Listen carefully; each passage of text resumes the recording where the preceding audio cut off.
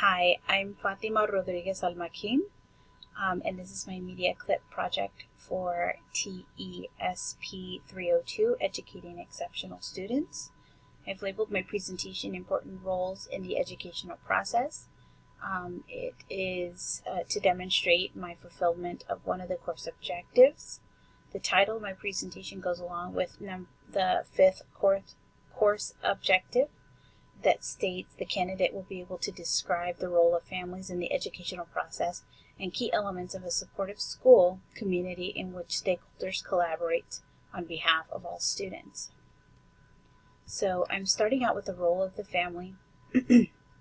Now, when I speak, the words that I use come from my experience as a parent of 4 children that attend a public school district where I live, and as a paraprofessional in that same public school district. Parents and guardians play the most important part in their child's education. They are advocates, they are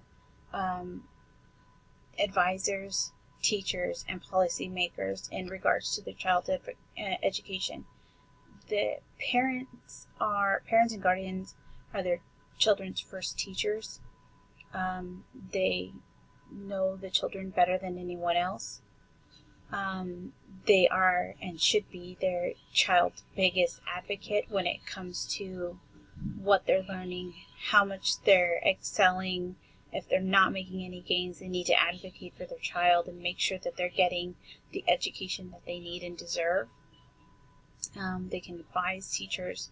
Like I said, they know them better than anyone else, and they can say, these are the types of things that we've done at home, these are the things that work, and these are the things that don't. Also, in terms of policy making, I didn't know how much of an important role I had in regards to my daughter's IEP. And, without working in this school, I guess I get a little bit of a deeper experience than maybe parents that don't. Talking to the speech pathologist that is in charge of my daughter's IEP, she really lets me know, we're going to do what you want us to do. You want the best for her. I want to give her the best. What do you want to do? What do you see? What are your concerns? So that let me know how important I was in my daughter's process and my daughter's learning. And before knowing that and learning from the speech pathologist at the school that my daughter goes to, I kind of just felt that I needed to take their lead. They're leading me, they're showing me, they're teaching me. I need to follow that lead. But now I can know that I can take a lead. I am the lead in what my daughter learns and what I want her to learn and what they're going to do for me and the services that they'll provide for her. And taking this class and going into being a teacher, that will allow me to teach other parents, you have the lead. We're here for you. We work for you and for your student, and helping them gain that confidence to really take the driver's seat in the process of their child's education. As far as the role of the school really needs to be on target or on the right track with providing a quality education, and I don't think it is just for children that have exceptionalities. I believe they need to provide quality education for all students, and I think that really starts with creating bonds with the families that are strong bonds. They need to collaborate with the families, and they need to really have open lines of communication. That is so important when it comes to doing the right thing by the families and the children that they work with. So we, as a school, we can't sit and wait for the parents to come to us and say, hey, how's my kid doing? What do I need to do? How are they progressing? Are they making gains? We can't wait for the parents to come to us. We need to reach out to them. A particular student that I work with at school today, we tested her on letter recognition, and wow, she knew 22 out of 26 letters. We didn't wait for her mom to ask, is she learning her letters? No, we told her mom. We wanted her mom to know whatever you're doing at home, working with her and doing what we're doing at the school together, that is creating a big gain for your child. That is so important for her, and you're doing the right thing. And to give her that validation as a parent and saying, yes, you're doing the right thing, you are helping your child, and she is making gains, is our responsibility as a school. We need to be communicating with them. In regards to collaboration, if a student's behavior is not necessarily ideal or things are happening, we need to be able to talk with the parents and say, okay, this is going on, what if we try this?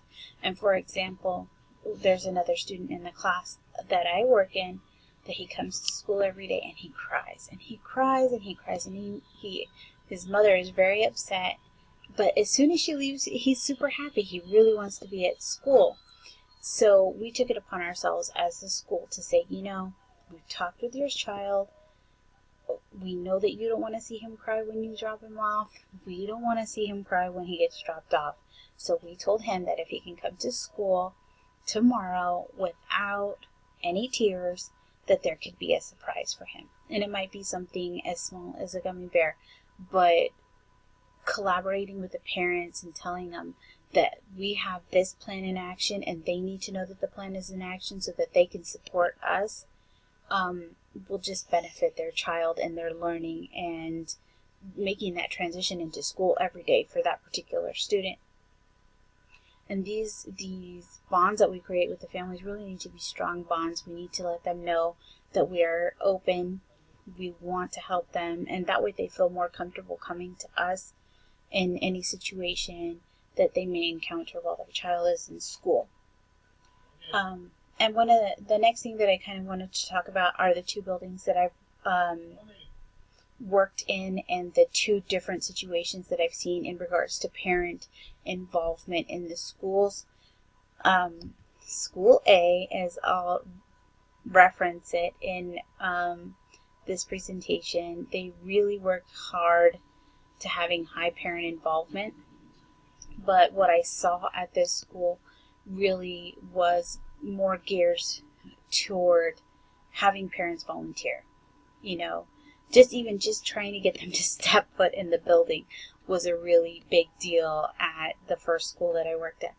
They also did conferences a little bit different. They did something that was called Academic Parent-Teacher Teams, APTT, and that was where all students that were, benchmark, all of their parents would meet in one group setting and look at data together and say, okay, this is what we're doing, how can we take it to the next level? Now, if there was a student with an academic concern or a behavior concern, their parent would go to a group conference, and then they would go to an individual conference as well, so that the parents and the teachers could talk individually and see what they could do to help their child and meet their needs. In regards to their APTT, they offered prizes to encourage the families to attend, like I said, just to get them in the door. They needed to get them in the door so that they could get their help in their child's education. And they did not have a very high PTO attendance. Something that I also feel that affects this situation at this particular building are definitely like the demographics of the building, the socioeconomic status of a lot of the families of the children that go to school there. This school in particular was 91% free or reduced lunch. Students, so parents are always working or not able to come into the school, and so that made it harder for them to get that family involvement, to get the people in there. Also, something else that I think affected it in the beginning were the language barriers.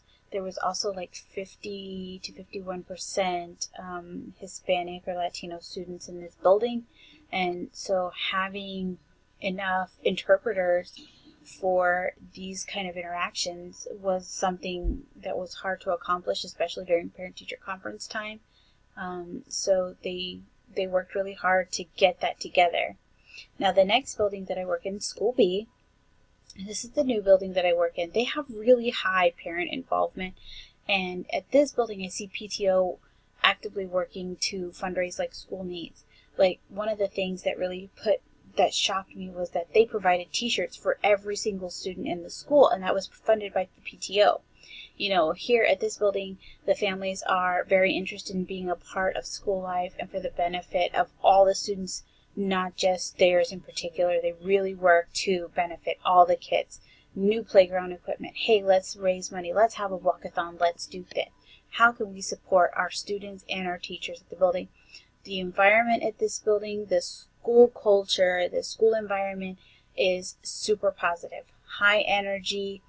We're saying the school pledge every morning. There's a school song that is sung at assemblies. And they are very, very positive. Hey, you're a great student. I'm so glad that you're here. Very pumped, as in every student will and can learn, versus School A where you didn't see that so much. And I definitely think that is something that affects the family involvement and the family roles in schools, just in every setting. If you have positivity, you're going to see more positive from the parents.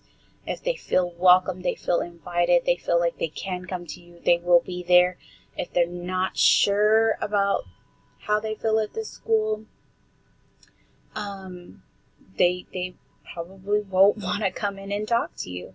And I say that, and I've been a parent at both of these two schools. I've been fortunate enough to work at the same schools that my children have attended, and I got that feeling as a parent. You know, hey, at this new school that I'm working at, I feel super comfortable. I can talk to everybody. They want me there. Versus at School A where I worked there, but I didn't feel so invited and welcome. And it's just a very big eye-opener when you take a class like this and you learn the importance of the family roles and how vital they are to the success of the students and their education process. So that's it for me. Thank you so much for watching. I hope you enjoyed. Goodbye.